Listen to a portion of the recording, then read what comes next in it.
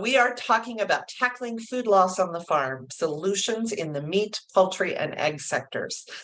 When people think about food loss at the farm level, they really usually think about fruits and vegetables, right? We think about the salads and the lettuces and things that don't look quite right.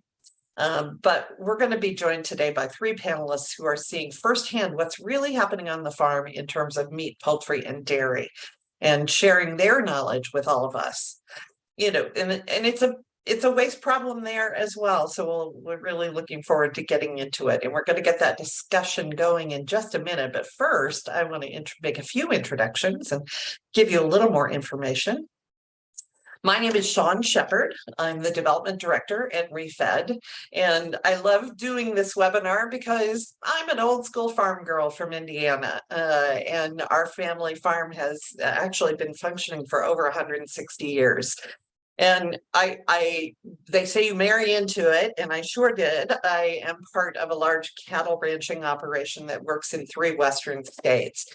And so I came to ReFed just a couple of years ago because I was so concerned about what was happening during the COVID crisis and how we were watching wonderful, important, well-produced agriculture products going to waste. And at the same time, there were lots and lots of people needing food. So I'm really pleased to be working on solutions every day. For those of you who aren't familiar with ReFed, we're a national nonprofit working to end food loss and waste across the U.S. food system by advancing data-driven solutions. We have been around to help people make the best kinds of decisions without just good guesswork. And we're really proud of the data and insights we bring to the table. One way that we do the work that we do is through events like this, where we're trying to bring information off the page and bring it to life so we all are more engaged. And part of that is bringing you more and more educational events. So I've got 2 things I want to tell you about. The first is another webinar that we're going to be hosting next week. And of course, as all technology did, I just lost my screen. It is an event with Impact Entrepreneur called Investing for Climate Impact Through Food Waste Solutions. If you're a funder, this is the event for you. You're going to be really learning about what's going on in the funding enterprise and kind of where funds are needed and how they can elevate solutions. I will say Impact Entrepreneur usually charges $15 for their webinars, but if you seize the special ReFed code, which is Food Waste Special Free, all one word, you can get a free ticket. So by coming today, we can get you into another webinar that I think you'll find very interesting. We'll put a registration link in the code. And thanks, Cole, for getting that way before I even said it. So bravo. And the second event I want to call your attention to is one we're very excited about, and that's our Food Waste Solutions Summit. This is an annual event of ReFed. We cannot believe it's just a month away. And we'd love to see you in St. Louis in person, but if you can't make it, we've got virtual tickets. And what's really wonderful about our virtual tickets is it includes all the main stage and several of our breakout sessions, plus early recordings to each session. So it's not like you're getting just a little taste of the summit. You're going to be able to have access to a lot of information. We're also going to put the summit registration link in the chat for you, and you can register there for both in-person and virtual tickets. So those are ready. I think if everybody takes a deep breath and we get going, we're ready for today's webinar. We're really happy to be joined by our friends at the U.S. Farmers and Ranchers in Action.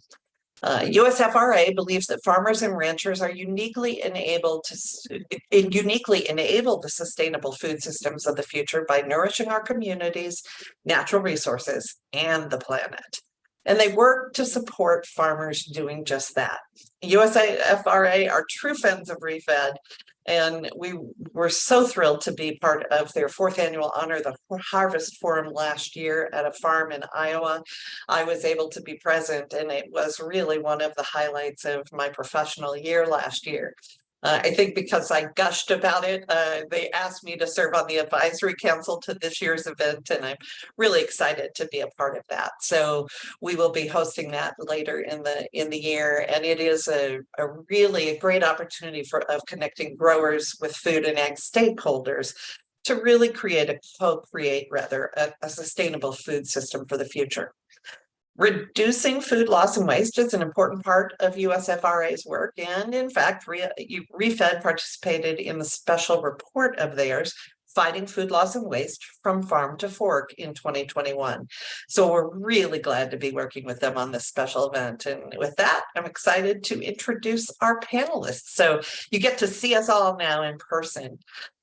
First, we have Tara Vander Dussen, a New Mexico native, fifth-generation dairy farmer, environmental scientist, and a mom of two girls who also works as a consultant, speaker, online agriculture advocate, and podcaster.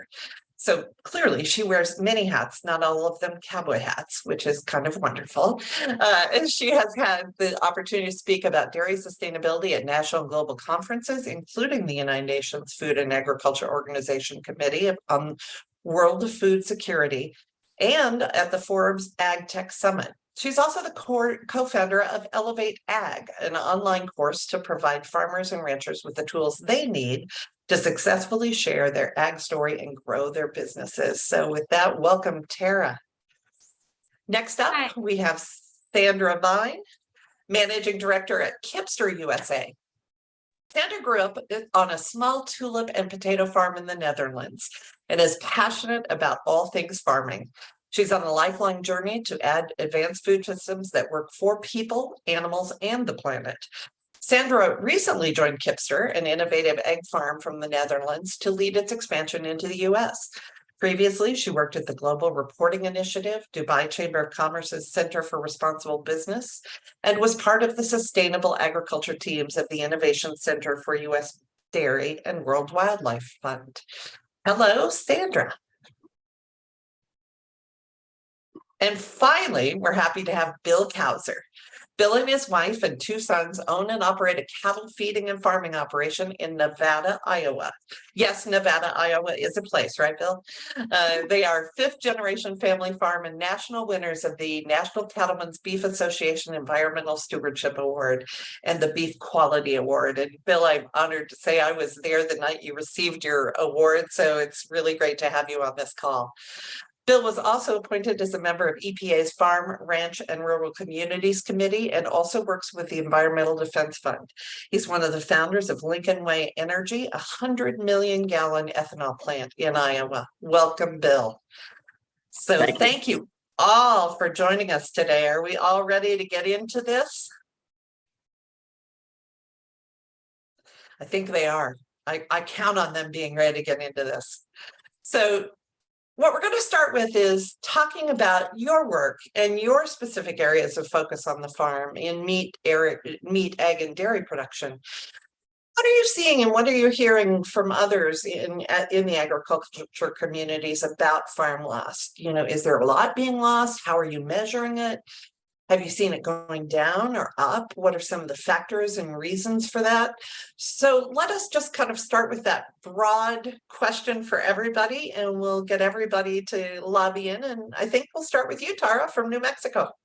All right, great. Yeah, so I'm on the dairy side of things, as it was mentioned, and my primary focus on the dairy is on the environmental consulting side. So I have many clients that I consult for and have for the last 10 years throughout New Mexico.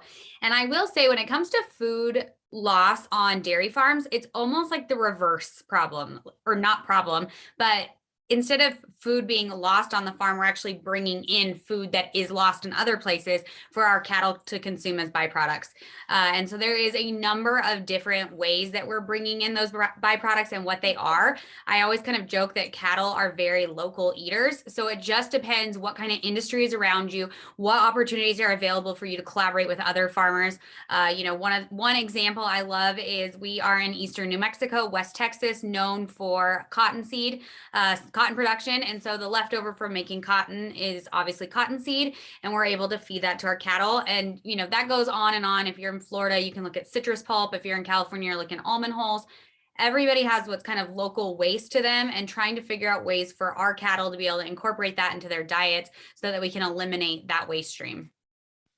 Wonderful. And I can tell you here in Idaho, we take those the beet waste from our sugar beets and add that to our cattle feed. So we really understand that. Bill, let's have you kind of dovetail on that and talk a little bit about your operations in cattle. Well, again, thank you for hosting this. And I was too. I just live a mile from where the harvest, Honor of the Harvest was last year. So the Henrys are my neighbors over here. So Nice. great partners. But my story is a lot like Tara. I mean, we have a 5,000 head feedlot here, and we're known as the junk feed feeders. You know, with a bovine like that, there's so many different opportunities that we have. Around here, in fact, I just really, and I'm sure you feel the same way, Tara, if I could live close to one of those big cities, I probably wouldn't feed a kernel of corn because of the food waste that comes out of that school, cities, colleges, and cafeterias. You know, it's amazing what we can do. But it's interesting, this topic today, because I just got reappointed to the FRRCC committee and EPA. In fact, I just got home from DC last night from spending 4 days out there. And the one of the topics was food waste, and I did take that topic on. And it's amazing when you start diving into what's lost and what's not harvested in this country. It's almost sinful.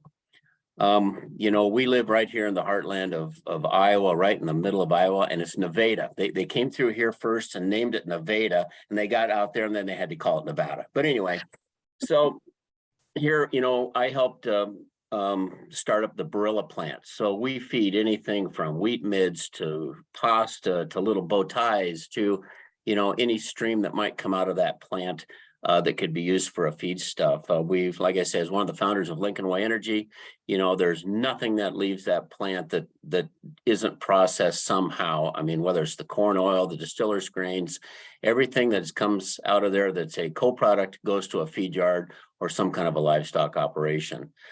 You know, we're very adamant about, we've got a research farm here that we have bioreactors, we have saturated buffers, and in that, with 300 bushel corn, what we've found out is that we have to remove some of that residue, especially from the cornfields, because it takes so much nitrogen or nutrients in the soil to break all that down.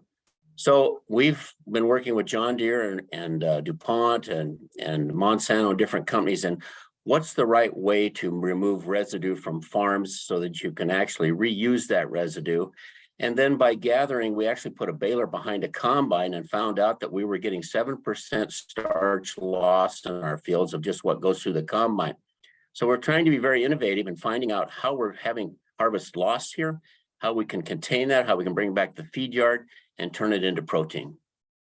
Wonderful, wonderful. And I think what you're talking about is kind of a whole circular process, right? And somebody who knows an awful lot about that process as well as Sandra. So Sandra, let's talk about what your poultry operation, and you're working globally too. So what's the innovations you're bringing to the United States with Kipster? Yeah, so Kipster is a Dutch farm. So we started in the Netherlands about 10 years ago. And first chickens 5 years ago, and now have a farm in Indiana. But it all started with two chicken farmers, a marketing guru, and a sustainable entrepreneur coming together and seeing like, hey, how can we feed the world in more sustainable ways? Because we can't expand into more land without deforestation, plowing up grasslands. And at the same time, there's a lot of food waste loss, like 1/3 of all calories are wasted. And then there's more people coming to the table that need to be fed. So can we take a step back and really look at how can we do it better? Better animal welfare, lower environmental footprint, and feed people. And then they actually came up with the idea to feed byproducts to our chickens instead of corn and soy. So can we go landless and use that waste that's currently in the food system and repurpose it? And so we have now a feed for our chickens, the egg layers, that is about 80 to 85% upcycled. So that includes pasta byproducts, bakery byproducts, distiller grains, animal slaughter waste, crop processing byproducts. So it's really a good diet that we work together with the nutritionist to make sure it's wholesome and the chickens get what they need. And then we looked at the farm and thought, oh, wow, actually, our chickens are also a waste product. They go into landfill once they're done laying eggs. or they go to pet food, but we could actually use them to feed people like we used to do before, and still happens in a lot of parts of the world, as well as the roosters. So we take that waste product as well and repurpose that to feed people. And so, yeah, we've proven that we can do it. Lower environmental impacts, higher animal welfare, and repurpose that waste that's currently in the system. Wonderful. And so we've really dug in onto the conversation about how we've been doing solutions on farm. And I'm going to start with you, Sandra, because that was kind of a nice transition. And can you tell us what you're hearing from retailers and customers based on what your product is doing? I think, you know, you're looking at a truly aligned production with your values. And so how's that being met in the marketplace? Yeah, so it's in the Netherlands, we've been operating for 5 years. In the US, we just rolled out in the first eggs in December. So it's really short term still, but we have a contract with Kroger. And so we co-brand with their Simple Truth private label for the eggs and the meat. And in the Netherlands, we work with Lidl, and we're also expanding with them in other countries in Europe. And so there's a keen interest on the retail side to produce carbon neutral eggs and look at a higher animal welfare and this whole story of reducing waste at the same time. The consumers in the Netherlands is going well. We're actually building more farms right now because the eggs are selling, and the meat too. And in the US, yeah, we are still building our barns. The 4th barn is under construction. And hopefully in a year, I can let you know what the American consumer says, but so far it's going well. Awesome. Awesome. Well, thank you for that. And I'm going to jump over to Bill. And, you know, as I shared with you just a second ago, it was really great to be at NCBA the night that you were honored. And environmental stewardship on farms and ranches can mean a lot. It's soil and water health, it's regenerative grazing, it's all the practices. So when you were putting together your big application for that, how did you think about food waste? Was that part of the application process for you? Was that part of some of the things that you were able to talk about in terms of responsible and sustainable agriculture? You did? Bill, are you out there?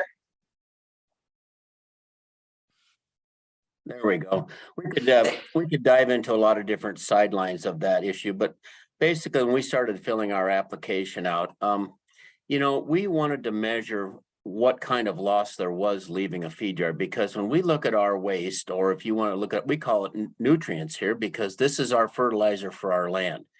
And we wanted to make sure that we weren't impacting groundwater. We wanted to make sure there was 0 point runoff. And so we developed a system called alternative technology, where it's a series of settling basins and grass strips and filter strips.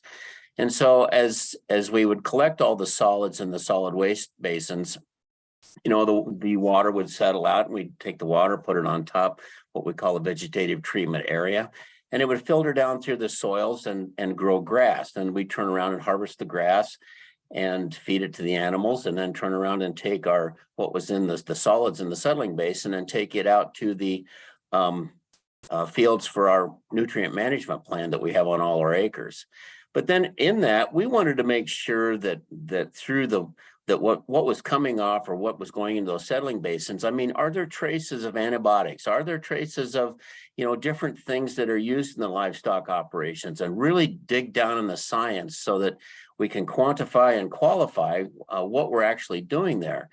And the testing turned out just wonderful. If everything's designed right, why basically we've got a sustainable system here that's, you might say, closed system.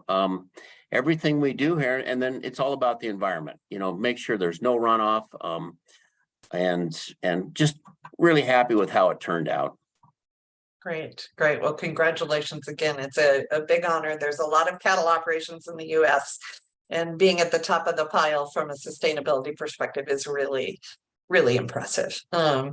And Tara, I know you have an impressive operation. You're also always advising other dairies in New Mexico. And when I lived in New Mexico, I think people were really surprised to hear, frankly, how many dairies there are in New Mexico. But talk about kind of how waste and quality interact and connect to each other, because those are very much topics that intertwine. So I know that's important to you. So let's talk about that a little bit.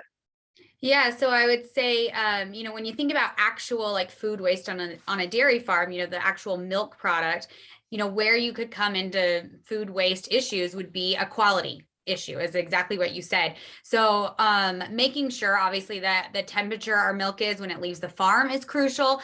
Making sure obviously that it meets all quality standards, from somatic cell to just all of the different things that we test for in the tanker before it leaves our farm. Because if it doesn't pass those tests, ultimately we dump that milk. That milk is disposed of, and that costs the farmer money. We're not making money on that tanker. We pay for that tanker.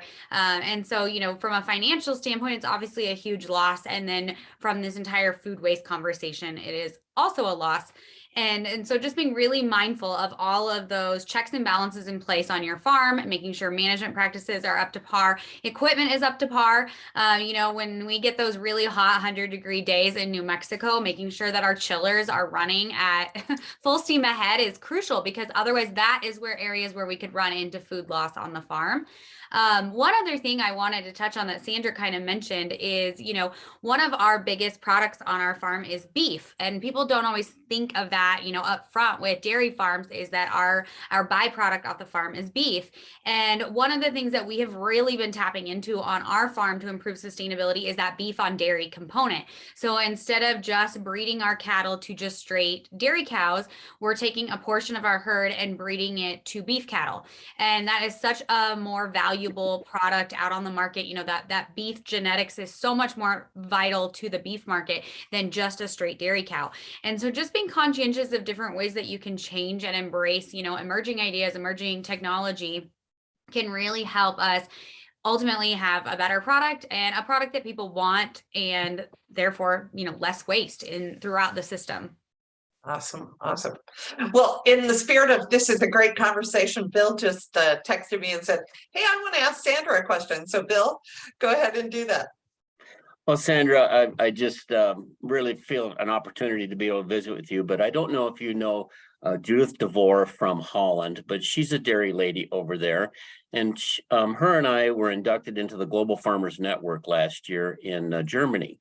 And we became good friends, and she has a touring place in Holland, a small dairy, 128 cows or something like that. And she's going to host the government officials there, because we all understand what's going on in Holland and the challenge that you guys have over there. I mean, it's got to be just a nightmare, the paperwork and the policies and the restrictions that you're under. But she's asked my wife and I to come over and help host her government officials on June 8th. And so we're going to fly over to your part of the world and talk about, associations, how we spread that word and take that to our government and make sure there's solid science behind policy. And can you just I think it's important that the group here understands some of the challenges that you have raising livestock over there. Yeah, so it's the Netherlands is a very just upfront. I'm based in Washington, D.C., and my focus in the United States, and I haven't lived in the Netherlands for a long time, even though I work for a Dutch company and I'm Dutch. But that is just the context from which I speak right now. The Netherlands is a very small country. It's I believe like Delaware size, and it has 17 million people, and not a lot of land that's left. We have some dairies, we have pigs, we have chickens, and we have a nitrogen challenge. The EU dictates how much nitrogen we can have in the country, and we are currently over that, and a big contributor is agriculture. But then also construction, we can't build any more housing, we can't build new roads because we have maxed out the nitrogen. And so there's this whole discussion in the Netherlands about who's to blame, who needs to give in, and where is it going to go. And so, farmers are currently struggling with understanding where how to move into the future and what is their existence in the future and how they can reduce the nitrogen. So that is a big discussion. So interesting to hear, Bill, that you're going, and I would love to learn more about that offline. And that also is why I think Kipster and researchers at Wageningen University are looking at how can we still produce animal protein within the current system and use less land. You know, we are currently using about 70% globally for livestock of all land. And a lot of that is marginal lands, which, you know, cows are really great in grazing that and turning that into valuable protein for people. But a lot of the land is also going to pigs and chickens for soy and corn. And while there's also a lot of waste, and chickens and pigs are great processors of those products and turn them into protein for people. So that's why we as Kipster are really looking at how can we reduce the amount of dependence on the land and still feed people. Of course, less waste, less animals, and that is okay with us. Currently, we are over-consuming protein in the Western world by a lot. The World Health Organization says about 40 to 50 grams of protein a day, and in the United States, we are at 115 grams protein a day, of which a lot of that is, I believe 75 grams is animal protein. So if we all take a step back, and then we can make this work, and especially in countries like the Netherlands. Very good. And I think the land use issue is one that is very real. And we talk about that from a sustainable, frankly, a sustainable planet. Our concerns are how much land use has to be changed to grow the food that we need for the future. And I think that's a conversation we're having in all kinds of different ways. But I love that this question you posed for us, it shows actually that here are two countries with a really different kind of policy mindset. So let's kind of dig in on policy, and I'll let you jump in, whoever wants to tackle this first. Talk about the role of policy in working with sustainable practices, in really encouraging less on-farm food waste. What are you seeing in your region? Are there federal things that you know are either in place or in the future? Are there conversations around the Farm Bill? You know, what is it also that you really think we need to put in place in the United States to make a difference from a policy lever? So I'll let that be open to any of the three of you who want to answer that. Well, I can kick us off. I guess from my standpoint is I think that we need to have more discussions and have the policymakers better understand the system that's at play. I think there is a huge gap in knowledge and understanding of our food system.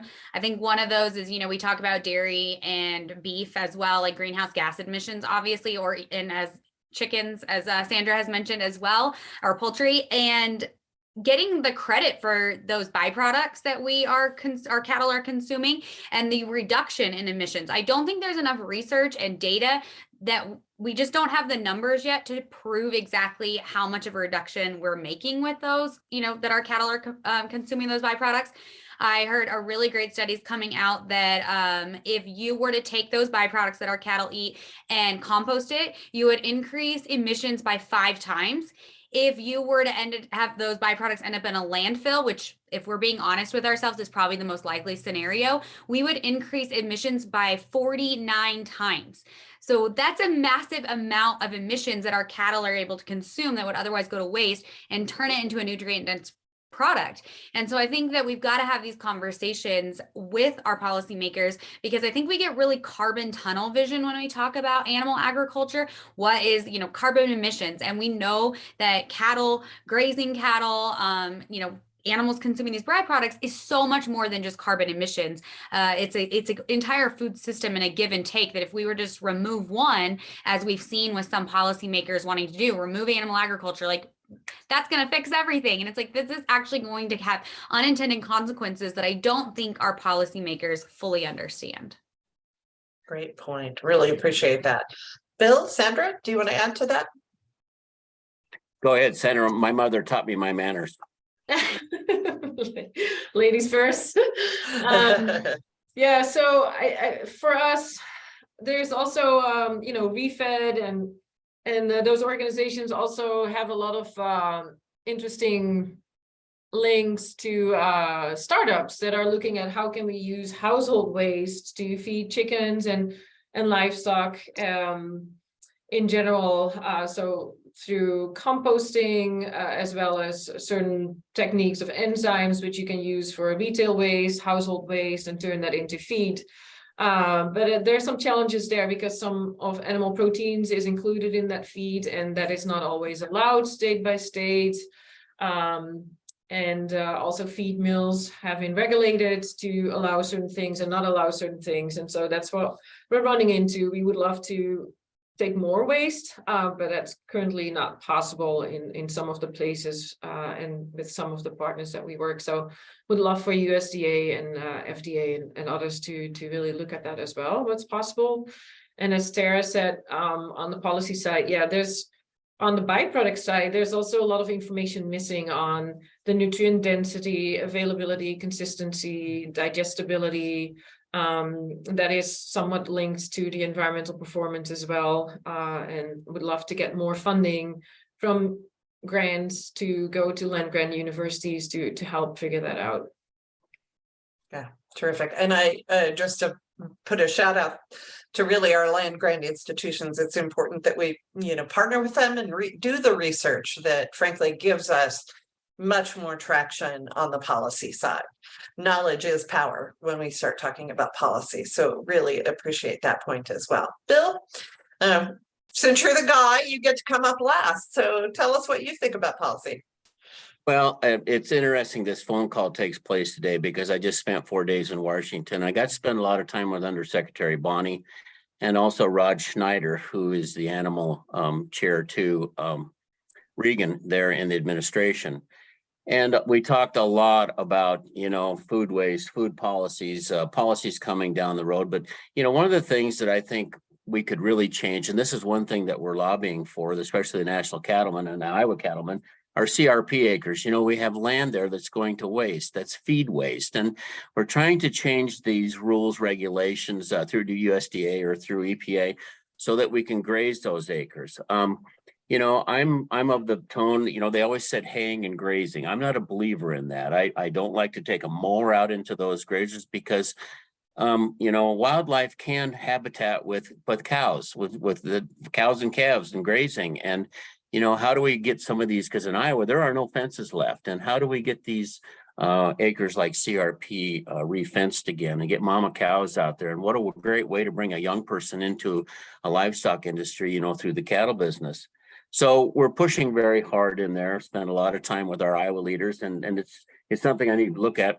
And then also when we look at especially the bovines, here at our place, we're working a lot with Iowa State University as far as, different ways to how do we reduce methane from the cattle. So, we're using char. I know there's some new vaccines out. And so we're going to start a program here with Iowa State Vet College pretty soon.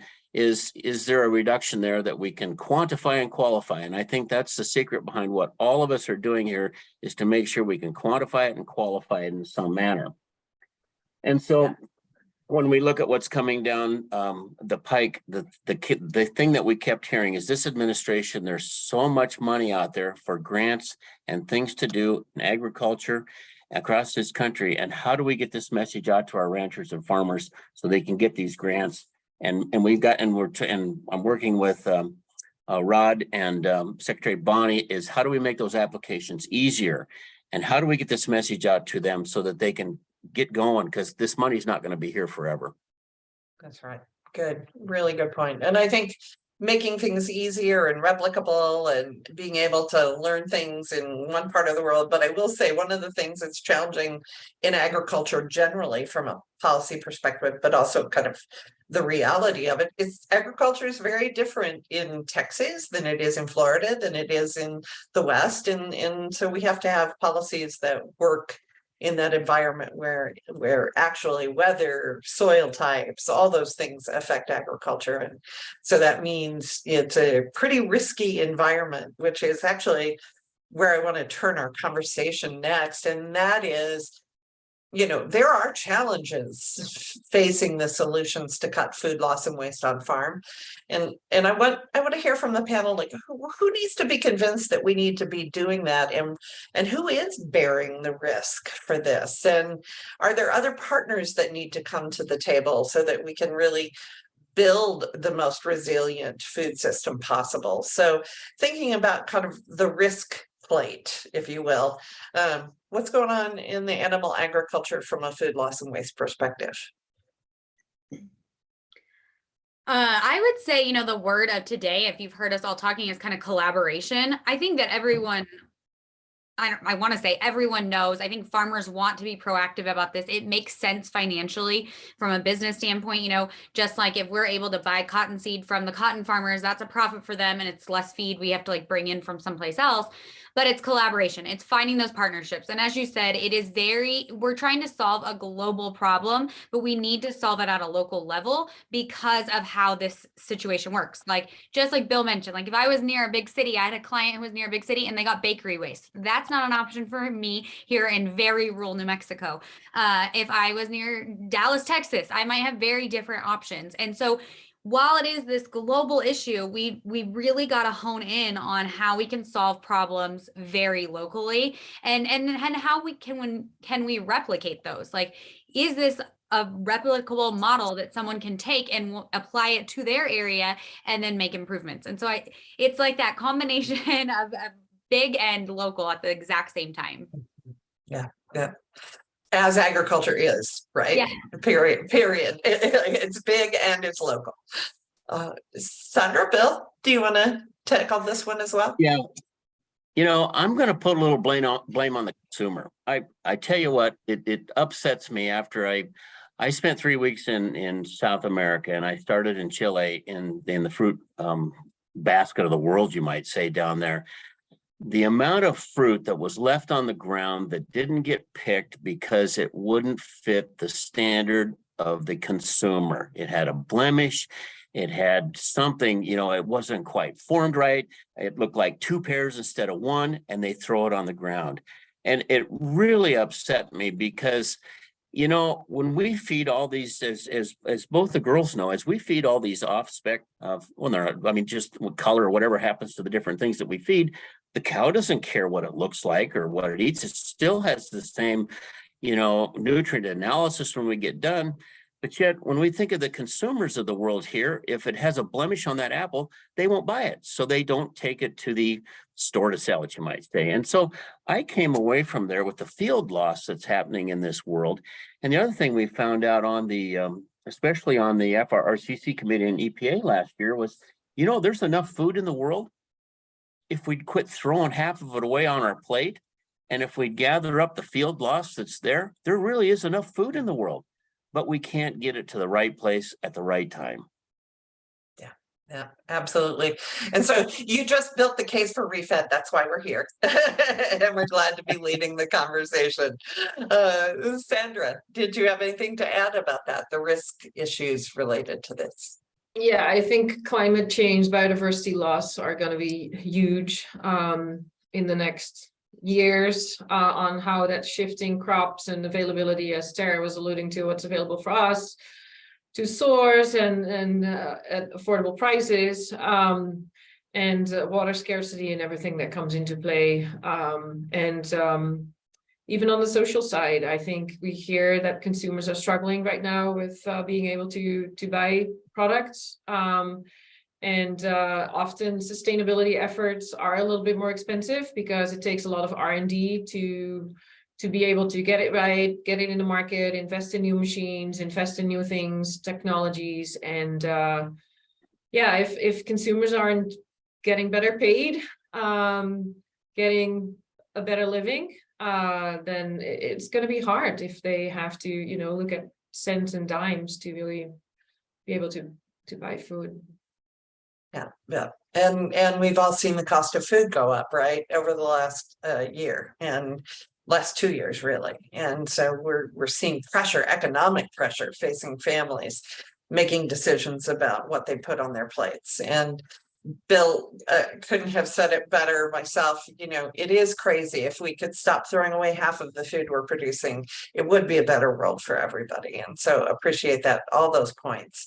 I'm going to take us to a giant philosophical question to close before I jump in on questions coming in from our audience. And I want to shout out my colleague Cole, who's been capturing those for us. So I'll be asking some of those next. And this is something I'm personally passionate about, and I'm guessing all of us are. You know, there is so much talk about how we are so far removed from agriculture as a culture in the United States. You know, we hear stories and there's research that's proving out that kids in school don't know where their food is coming from. And lots of folks, not just kids. I was listening to a radio program on what I thought was a deeply insightful crowd, and they were talking about, you know, what happens when we don't have certain products. And the woman who called in said, well, you know, if Albertsons doesn't have it, I'm going to go over to Fred Meyer. Well, the reality is if the product's not available, the product's not available, right? So what's happening when we're releasing or kind of removing ourselves from agriculture as a country? And how can we reestablish those connections to help people understand where food is originating, why we need to care for it and be passionate about it? I know I am passionate about how food is grown and how I treat it, because I've been working on it and growing it in my own way since I was 5 years old. So how do you think that, how can we make that part of the fight of food waste? And where do you think that whole kind of cultural truth comes into the conversation? So I'll let any of you jump in on that. I get passionate about it and clearly show that. Yeah, no, I think it's a great point. And we are really trying to have consumers understand where their food come from. So we have a QR code on the packaging. We also have live cameras in our barn. So the photo behind me is our barn in Indiana. Anyone can go to our YouTube channel and see the chickens roam around. If they are not in the indoor garden, they're, you know, in the night quarters laying their eggs, so people can tune into that. We also have a visitor center that people can drop by every day. It's open every day at MPS Egg Farms in Indiana, North Manchester, our partner who operates it. And then we just put everything on social media, even when the chickens need to go to the slaughter facility because they're at their end of their useful life. We want to communicate that, because then people hopefully will be less, you know, we want them to understand that there was an animal behind it, and that animal has feelings, and it is a living being, and it is working really hard to provide joy and nutrition to people, and don't waste it. So we're trying to be as transparent as we can. Great, thank you. And I do love the picture behind you, by the way. That's awesome. All right, Phil. Well, that's really something I think that all three of us probably do. We've actually built a conference center here above our feed room where you can actually look out over the cattle. And, you know, we host thousands of people every year. And in fact, Temple Grandin helped me design our facility our processing facility here, where, you know, every calf gets vaccinated, every calf gets temped, gets weighed. I mean, my wife, sometimes accuses me of taking better care of my animals than I do my family, but that's not true. But anyway, you guys all know what I'm talking about. Animal husbandry is so near and dear to our hearts. But, you know, I think some of the challenges we have here, it's not in the middle of this country, it's our coasts. And we look at the social media, and, you know, I spend a lot of time in Washington, D.C., many times I've been to New York, been on to California. My son was out there for 13 years. And you know, when I look at what's happening there and the social media, and they're so far removed, is how do we get to them? You know, one thing I have to say we're really bad at in the cattle industry is traceability. You know, we don't have that in place. And I mean, I was pounding on the table in Washington the last 4 days. We need to get this in place, number one, for health, because it's not if, it's when FED or hoof and mouth comes in and it takes off across this country. We have to be prepared for this. And I guess I'll close when one other thing we did when we won the national award, we made 2,000 CDs of that video that they come out and make, and we sent it to every FFA and 4-H club in the Midwest. The trouble is we need to get it to the coast, but where do you start? I mean, how do you make them interested in a cow or a pig? Or some of those kids will never see a cow, pig, or a chicken. You know, and to be licked by a cow is the greatest thing in the world, or pecked by a chicken when you're trying to get the egg. I mean, it's just one of those things that it puts a smile on your face.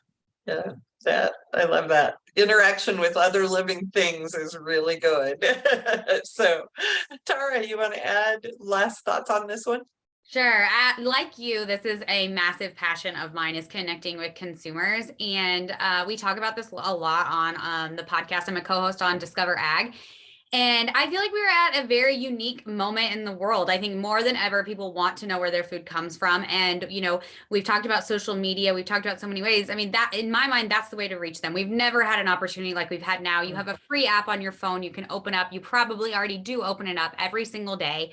And you can share with people where their food comes from. I mean, that's the core of Elevate Ag, our program that teaches farmers and ranchers how to share their story. And then with Discover Ag, our podcast, I mean, every week we try to make ag relatable for people not in agriculture. And, you know, this is a personal milestone for me, but also, you know, industry. Our podcast hit #1 on the food charts in the month of March. And we were up there with a bunch of celebrity chefs, you know, and it was the food charts. The food chart should represent farmers and ranchers and chefs and restaurants and all the pieces of food, not just the cooking of the food. And so I think that we have to, like, it's a very pivotal moment, and we have to just seize this opportunity to really captivate people's attention. You know, social media is about entertaining people. It's about showing them something that they'd never seen before. And in agriculture, we have that at our fingertips every single day, where less than 2% of the population is involved in ag. Everything we do in our day-to-day basis is interesting to people. It's exciting. And I think, like Sandra said, it's opening up all facets of agriculture, not shying away from the hard conversations, having those tough conversations. One of my favorite quotes I heard recently was, the further you are removed from agriculture, the more you fear your food system. The more that you understand it, the less you fear it. So like Sandra said, when you talk about, you know, a poultry going to harvest, or, you know, a dairy cow, you know, ending her life as a dairy cow and moving into the beef system, that's an important conversation to have. And the more people understand it, the less they scare away from it, the less they shy away from it, the more they feel included in that conversation and a part of their food. Very good. And also just evidence again that knowledge is power, right? Changes perspectives. I'm going to move to a couple questions from our audience, and I know these are going to come as surprises to you all, but you're so wonderful. You've been great on this whole call. I have no doubt you're going to be great here. One of the first questions we got was about methane mitigation. You know, and what is happening with methane mitigation with the dairy and cattle with rumen bypass. So talk about methane mitigation. And I know, Bill, you actually had talked about that with some of the emerging medications that are coming out, the injectables. What are some of the other things that are happening in the industry for methane mitigation? Well, just real quick, one thing we found out by using char, we actually go into our barns and we'll put this char down with the waste that's on the floor there, and it will actually absorb the nitrogen and a lot of the methane there, and it actually keeps it in tow. So when we take it to the fields, it doesn't volatilate and go up into the atmosphere. So I think that's one of the biggest things we're doing today. And like I say, we're just now getting, you know, so many people, it's the burp, not the fart. And a lot of people don't understand that. And the other thing that a lot of people need to understand is, in a high grain or maize diet, we have less methane than we do with a very high forage diet. So, you know, there's a lot of things there. So I think today first of all, we need to learn how to quantify it, because that's the challenge. It's just like CO2 right now.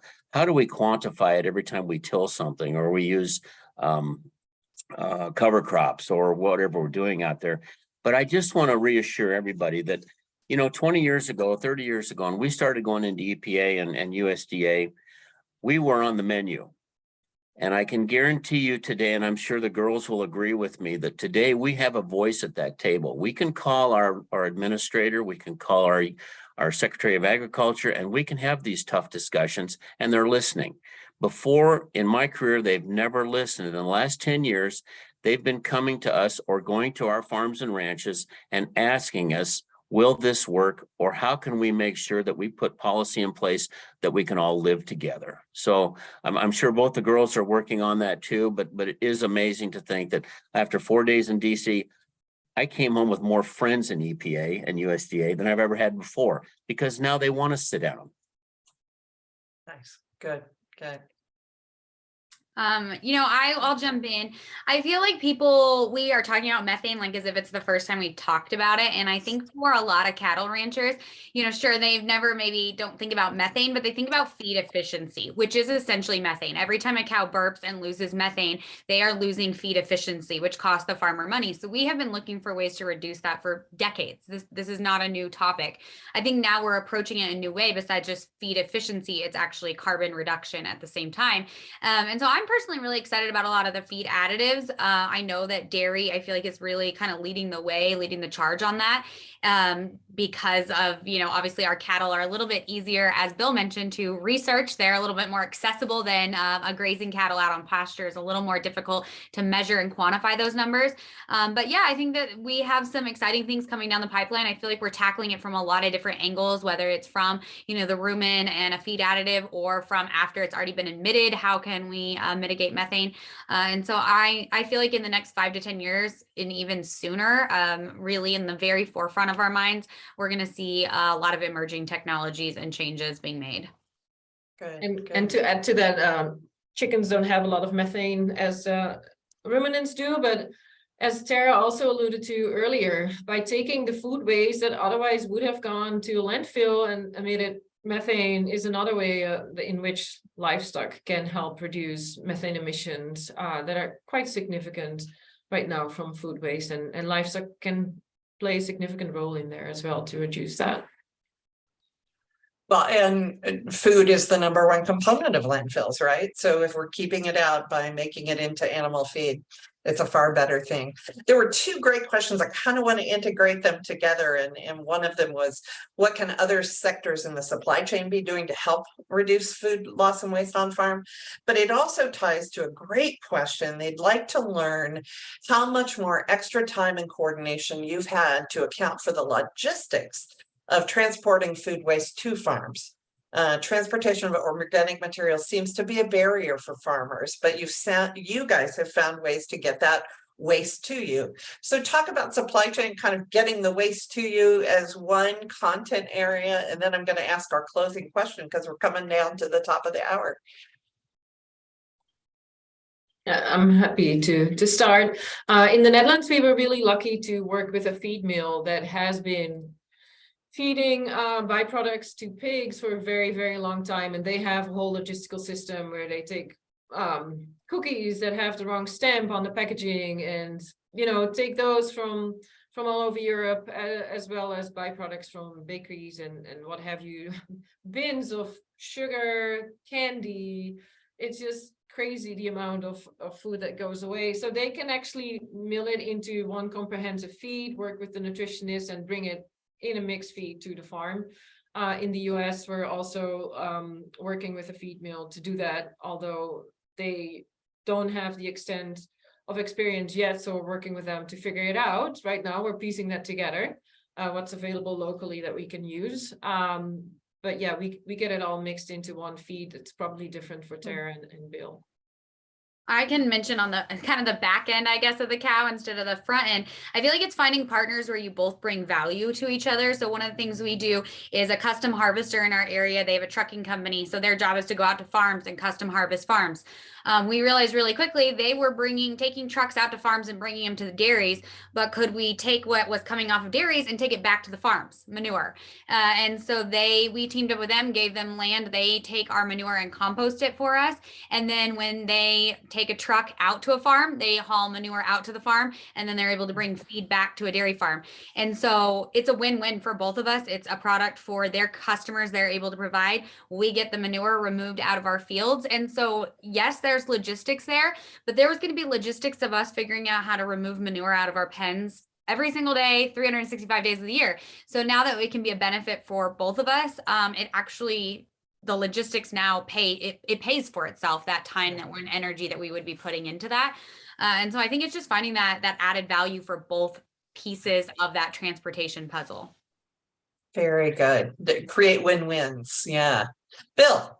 And we're a lot like Tara. You know, we actually sell manure now here. I never thought 20 years ago that be a commodity that my neighbors fight over, because they found out that the rock you can buy at the store, isn't as good what can fall from the air, you know, and it's amazing what that's done for us. But we do the same thing. We need a lot of corn stalks and bean straw here to help support our bedding and our feedstuffs. And so we do the same thing. We trade it out and you know, go back and forth. But we've actually started a separate business here where we'll get backhauls on what I call them beat haulers or live bottoms, you know, and you can haul about anything in them. So we've actually got another company here that's all they do is they just pick up co-products. We move stuff around. A lot of times it's more than what we need. I'll sell it to a neighbor who needs more co-product.